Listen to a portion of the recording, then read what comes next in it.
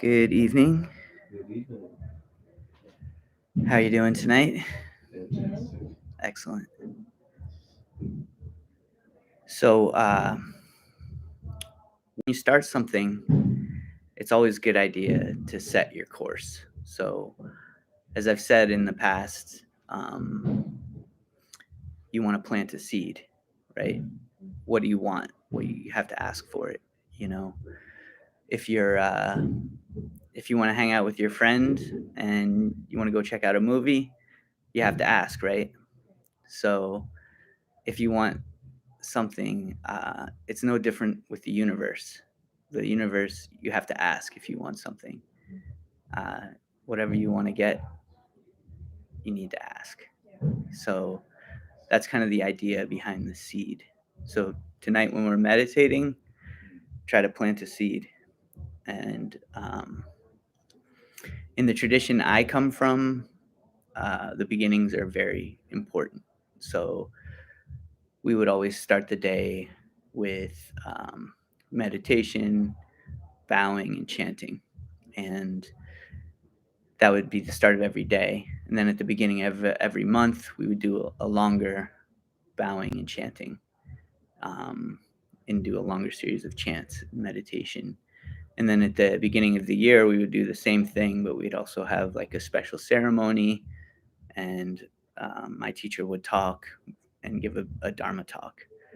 So this is a constantly reminding us to refocus our energy and um, tend to our seeds every day. It's an opportunity to meditate, clear your mind, remind yourself of what your goals are, what you want to get, and um, just to stay at it. You know, the smaller seeds that you plant, they come quicker, they grow faster. The bigger times they take, the bigger seeds, the bigger questions, they take more time, more cultivation and attention in order to blossom. So, you know, just a reminder to keep asking those questions. And that's kind of going to be a big theme of tonight. So, all right. So we'll get into the meditation. Let's just start with the breathing. Just get into a relaxed state. So slow your breathing down. Breathe a little bit deeper. Bring the energy from your head and your mouth and your nose down to your chest and into your heart.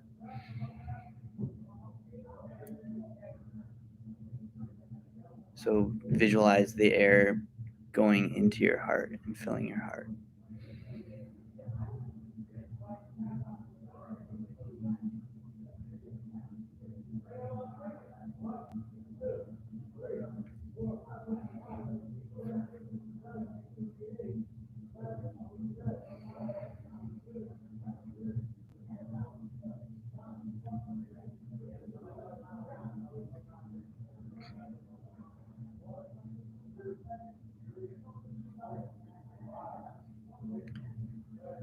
So just a reminder about the meditation. I think you both know this, but I'm going to go over it all again. Um, we're sitting cross-legged, right hand, left hand, touching thumbs. If you don't like the cushion, you don't have to use that. And remember, that was a thing last time. If you get uncomfortable, feel free to stretch out. Just try to be quiet and respectful. Don't make it so painful that it's impossible. Um, but yeah, we'll be saying the mantra Kwansam Bosal, which is the bodhisattva of love and compassion. Um, and that's supposed to bring good energy to you while you're meditating. Um, a bodhisattva is, I don't know if I've ever mentioned this, but a bodhisattva is someone who has attained nirvana, and so they've broken the cycle of life, but they've reached the end of their suffering, but they've chosen to come back to be a teacher and to teach everyone how to reach the same place. So they go back into the cycle of life and they're reborn, and they're suffering just to teach us all. So it's an honorable thing. It's kind of like an angel in some ways, or a saint. But yeah, the two main bodhisattvas. There's Buddha in the middle, and then there's two bodhisattvas. This one is Kwanzaa Bosal, and this one's Jijang Bosal. Jijang Bosal is the bodhisattva of Earth. But I always tell people to start with Kwanzaa Bosal. It just has all positive energy, love and compassion. And I think I might have mentioned last time the mythology is that she has 10,000 eyes and 10,000 hands, so that she can see what everyone needs and give them what they need with her hands. So Kwanzaa Bosal. All right, with that, let's just stand up and turn around and face the wall, and we'll meditate for a while here.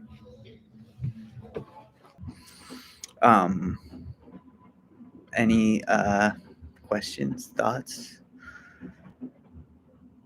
things you wanted me to address? When you say, like, I've heard, like, from a lot of people that are into spirituality, like, definitely, like, ask for things. Yeah. And to say it out loud, and I tend to not. I tend to just keep it all inside, and I do, like, pray, like everything's in my head, but they always reinforce, like, saying it out loud. I just feel like I feel weird doing that, like if, like, my husband's home or something. Yeah. But, like, what have you heard from, like, your... That's really interesting, because that's kind of what I was going to talk about anyway. Oh, okay. So I'll just to directly answer your question, I don't think it matters. I think as long as you keep it, like, in your heart, in your mind, on your brain, if you will, like keeping it present in your mind. I think that's the most important thing. I think saying it out loud, that might reinforce it just a bit more. So I don't think, but I don't think it's necessary. And I guess, like, what do you think? I'll get there, but so where do your thoughts come from? Like, where do they come from, and where do they go? Ever think about that? Because I've tried to kind of explain before that your mind is empty, right? But thoughts come in. So where are they coming from? Thoughts actually come from your body. When something from the world creates a stimulus, your body senses that, and then it gets a feeling, and then the feeling gets interpreted by your brain, sometimes depending on the feeling, as an emotion, and then those emotions stir up thoughts, and then those thoughts determine the way you react to the stimulus of the world. So the thoughts would come and go, and the world sends us messages as stimulus, and the body responds to that, and it results in, like, a chain of actions and reactions. What you might not realize is that the universe is always listening and responding to you. So I think most people realize, like, when they take an action, that there is an effect on their environment, and people can see this, and so they can understand it. What they don't realize is that the same thing is true for your thoughts. When you think, the air that you're breathing in and the water that you drink throughout the day, all of that collects your thoughts, like recording. And then when eventually your body has to expel the air, when you exhale and expel the water, they carry the message of your thoughts out into the world. So the universe is always listening to that. And but a single thought is kind of just like a whisper in the wind. It may not be heard and responded to the same way. An action has a little more substance behind it. So when you make a wish, it's kind of like tossing a coin into the wishing well of the universe. If you only wish for a penny, then it's easy to find. You can turn around and find one on the ground. But if you want $1 million, then you need 100 million pennies. So that's a lot of wishes. If you can make 100 million wishes for the same thing, that creates a lot of energy. And when you look up at the stars, you can see the sparkling stars like coins in a wishing well. After you've made that many wishes, the universe just appears like that.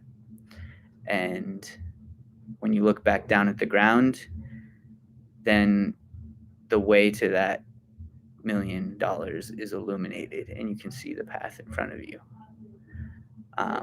It's been illuminated by the star's light. So if you want $1 million, you got to keep wishing, keep working, keep collecting pennies, and someday you can see the way. And a prayer is like a thought with true intention. So something you deeply desire or want.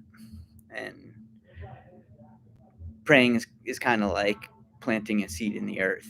If you plant a seed and you forget to water it, it won't grow, But if you plant the seed and you tend to it every day, eventually it'll grow into a plant. And if you keep giving it water and keep feeding it, then you can see it blossom and it becomes a beautiful flower. But don't stop there, because if you keep going with your prayers, you get rewarded with the fruits of your efforts. So you got to keep going with that, keep putting your energy in that. And then after you've tasted that sweetness of the success, then you can find more seeds inside.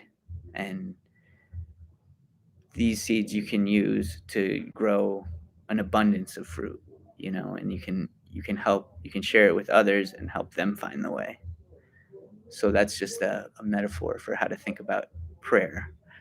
But for all of this to work, you need to have clear mind and clear focus on what you're doing.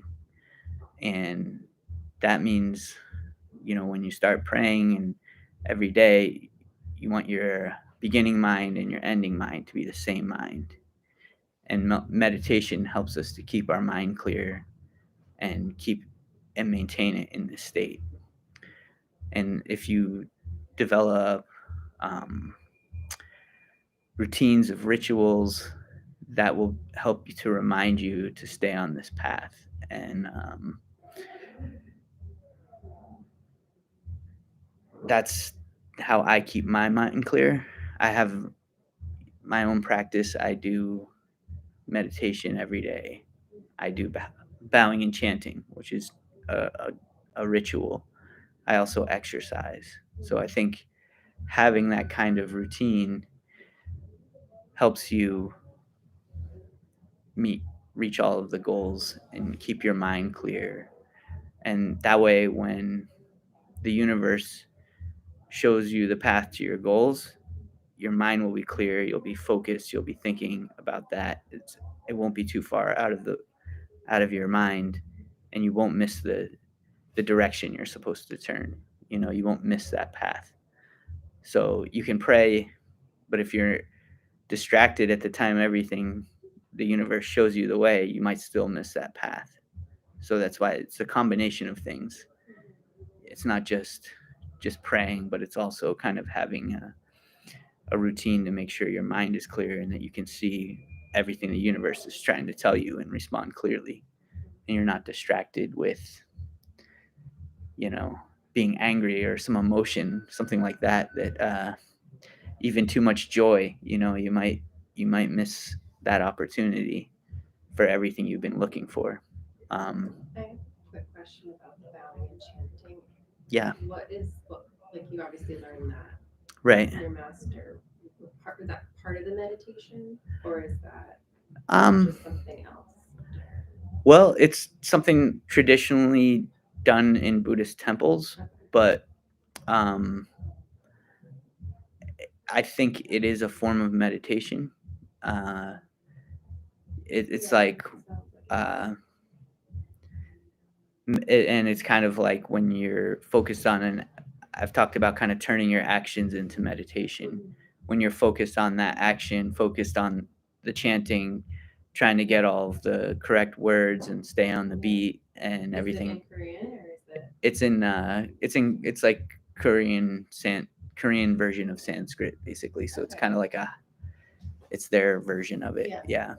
Um, but I think like I've talked to different people. I think in different religions, I think they all seem to have some form of this. Yeah, totally. Like, um, I know like Christians have a thing they say sometimes, like they'll repeat a certain prayer over and over and over again. And I know that like in Islam, they have something where they bow and Yeah. they do a, The prayer that they do like 5 times a day. yeah, 5 times a day, and And also they recite Yeah. something during Yeah. that time, right? And so I was talking to uh, someone is an acquaintance, but he's a Muslim, and he was telling me without me prompting this, he was just saying how that always kind of refocuses and centers him, and so he looks forward to it every day, and I think that's something. It's like a whole ritual in itself. And I was like, wow, that's exactly like what I use meditation Yeah. on a mantra for, and that's just to me, it's just a different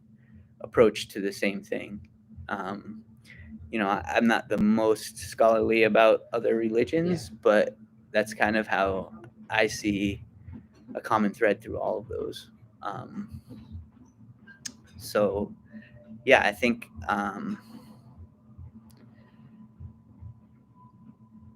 if you want to keep your mind clear and accomplish great things, you have to just keep praying, putting your thoughts out there, and focus on um, those things you really want, and then um,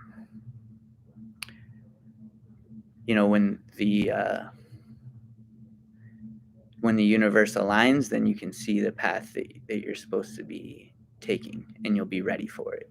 So half of it's putting it out there, but half of it's also being ready to respond and being in the right place, in the right frame of mind, with a clear mind, focus on those things. So I would say just kind of maybe as a little bit of I hate to call it this, but like homework, give try this as like a challenge to yourself every day. When you wake up, make a wish or say a prayer for something you want. Like, do you want to be healthy? Do you want pray to be healthy? Pray to get enlightenment. Pray to find nirvana. Whatever it is. Just even something smaller. I actually have a list of things I pray for every day. So, and that's a mantra in its own way. But yeah, I would see how many days you can do that for. It sounds really simple, but it's actually not easy to do it at all. Like it's really easy to do it the first day. The second day is infinitely harder. So, uh, and if you miss a day, no, just try again the next day. Just keep going. It's not a test, but you can test it out for yourself. Like start with something small and see what happens. And if it works, try something bigger, and just keep doing this. Um, yeah, it will. If you keep planting these seeds, it'll fill the world with flowers, and that makes great potential in the universe. And eventually, if you keep going, the stars will align, and it will reveal the path to everything you dream about. And yeah, I want you to have good luck with all of that. um, yeah, any other questions? Anything? You had some good questions. These are great questions so far. Yeah, I mean the whole like saying out loud thing, just because like I look at a lot of YouTube videos and Yeah. hear from a lot of like spiritual people that like when you're saying it or praying out loud or wishing out loud, it's for like the angels, and like certain saints and angels can hear you while others can't. Yeah, So it just makes them hear your prayer or your wish and kind of help you. I don't know if like your yeah. I mean, background says anything about that. I'm But I'm not super religious, but like I do kind of get that, like the energy of like vocalizing it. and to me, a saint is someone who just is um, someone who always acts with compassion, someone who's always trying to help, someone who has love in their heart. Buddhism doesn't have like Christian saints. I think that's a Christian word, but that's how I interpret what a saint is. Mm-hmm. Someone who is always trying to help you along your path. Um, and an angel to me is a bodhisattva. Mm-hmm. Like they're someone who has come back into human form and knows the way and Mm-hmm. can show you and help you. And so I think if you're trying to reach those people, if you think of them as real things like that, to me, they will respond better to questions asked out loud. I don't know. I think I've had experiences where I've thought about someone intensely and then they call me the next day. Yeah. Um, Manifest it. and but it's like the same thing. Like if I want my friend to go to the movies, uh, it's way better off if I just pick up the phone and call them, and then we can make plans. So but if you need something, I think you're not going to get it unless you ask for it. And I think sometimes you can make the physical contact. Some things are beyond that, and uh, there's examples of prayer working. Like the just the belief in something that it's working is something in itself. They call it in science. They call it the placebo effect. It's something you can measure and something you have to kind of discount to see if something works, because just believing in something Yeah. causes a difference that you can measure. So crazy. Yeah. So, and I think that's within almost every test group they try. So I think you can definitely affect your own body in that way. Like scientifically, there's proof of that. Yeah, I think that's what the placebo effect basically shows. And I think if you really get good at what this process of keeping your mind clear, keeping focused, sticking to your prayers every day, like that really does, in my experience, it changes things. It changes the universe. It draws the things you're looking for towards you. Sometimes it's a very long arc. It doesn't work overnight. And like I said, if you want a penny, it's easy to find. But if you're looking for $1,000,000, it's not going to be as easy to find that path. But I think plenty of people have found that path. It's not something I'm praying for every single day, but like I'm just using that as an example. Um, so yeah, I think there is something to say for saying things out loud. I don't know. Like I when don't. you pray, do you just do it silently or do you do that? Well, when I was with a group, I would always do it silently, right? But when I'm by myself, I will kind of whisper it into the air. Um, More, I think it helps to just hear yourself say it too. It kind of reinforces. It causes like that. that reaction of you put the action out and then it comes back and you hear it, Right. so that helps reinforce it in your own brain, and then I think that kind of process helps. And in a certain way, that's what the chants are, right? A lot of it is saying the things that you would be praying for, when you're chanting it out. Like uh, I can't think of any of the exact translations off the top of my head, but like a lot of it is about finding like the Heart Sutra, which we do is saying, where's that place where there's no suffering and no body, and it's talking about finding the mind, and so I'm not gonna say don't say it out loud if you can, but I also think it works without that. In my experiences, it works without that. I've actually had like a pretty interesting thing happen to me recently. Um, Ever since I had like my stroke, I was getting migraines like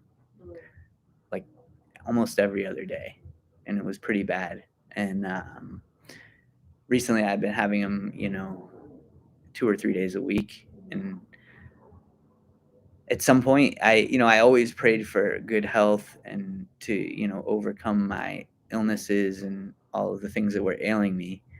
But I started to add in specifically relief from my headaches. And I swear the next day, no headache, which, not that weird.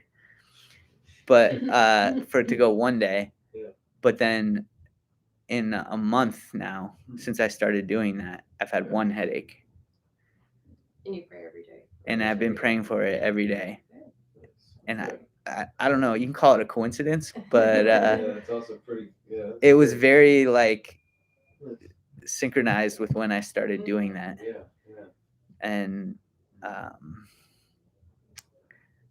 mean, I could think of logical and rational ways to explain some of the things I changed, but also there are, I think that sometimes your prayers kind of cause they cause you to act differently because it's more in the forefront of your consciousness. So yeah, that would be one very recent, like it's been a month since I started doing that, and I have had one headache. So it's been really nice, actually. And I've tried all different kinds of medicine for it. Nothing works. Got one from my doctor, like didn't work, and then Prayer. she gave me a new one, and then I didn't even take it. I just started praying, and then that's actually been the thing that's changed it. Maybe it is a placebo, right? But I'll take it. If it works, it works. That's what I'm saying. Yeah.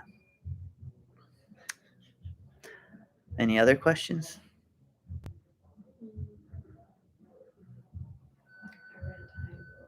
It's 8 right now. We can always hold them for next time. Cool. That was a good session. Well, thank you. I'm going to end the stream here. And I do want to make a couple announcements.